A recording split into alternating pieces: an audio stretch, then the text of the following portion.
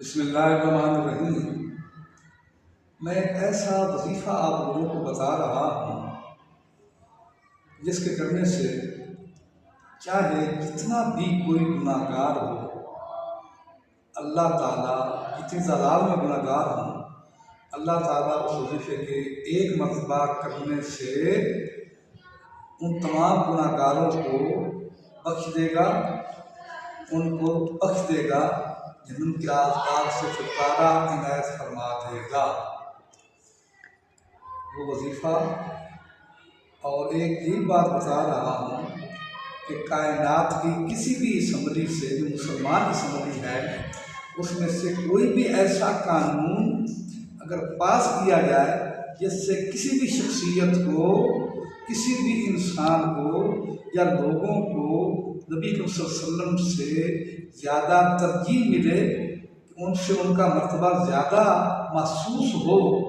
تو اس اسمبلی سے قانون پاس کرنے والے جتنے بھی ہیں وہ دائرہ اسلام سے خارج جائیں گے، جن کو وہ سہولت دیں گے وہ بھی دائرہ اسلام سے خارج ہوں گے۔ پہلی بات یہ ہے کہ وہ وظیفہ جب حسن بصری رحمۃ اللہ علیہ کی خدمت میں ایک عورت حاضر ہوئی، عرض کی یا رسول اللہ صلی اللہ علیہ وسلم، عرض کی اے حسن بصری، اے حسن بصری، اے امام بصری، میری بیٹی فوت ہو چکی ہے، تو میں اس کو خواب میں دیکھنا چاہتی ہوں، کس طریقے سے خواب میں نظر آئے گی؟ تو آپ فرمایا کیسے کرو، رات کو 4 نوافل ادا کرنا اور آقا علیہ السلام کی ذات پر درود پاک پڑھنا شروع کر دینا، اور درود پاک پڑھتے پڑھتے سو جانا، تمہاری بیٹی تمہیں خواب میں مل جائے گی۔ انہوں نے ایسا ہی کیا، رات کو جب وہ سوئی تو درود پاک پڑھتی پڑھتی سو گئی،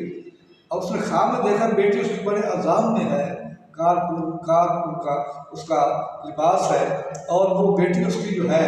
بڑے عذاب میں، جکڑے ہوئے ہاتھ پاؤں زنجیروں کے اندر، آگ کے شعلوں کے اندر، چیخ و پکار کے اندر مقدمہ بھائی، آپ نے اس خواب میں سنا، فرمایا کہ اے بھائی اسے صدقہ کر، تیری بیٹی کا حالت ٹھیک ہو جائے گی۔ دوسری طرف حسن بصری نے اس کو خواب میں دیکھا کہ جنت کا ایک بہت بڑا عظیم محل ہے، اس طرح اس کی بیٹی تاج پہن کر بڑی خوبصورت شکل کے اندر محل پر بیٹھی ہوئی ہے، بڑی آسائش میں ہے۔ آپ نے کہا کہ میں نے تجھے پہچان کر کون ہوں؟ اس نے کہا کہ میں وہی ہوں جس کی ماں نے آپ کو دیکھنے کا حکم دیا تھا یا اشارہ کیا تھا یا عرض کی تھی۔ آپ نے تیری ماں نے تو بہت بڑا جب وہ غریب حالت بتائی تھی، یہ حالت میں کیسے نصیب ہوئی؟ کہتے ٹھیک ہے میں عذاب میں تھی، لیکن آج رات کو ایک اللہ کے والا، اللہ کا بزرگ جو ہے وہ قبرستان کے پاس سے گزرا،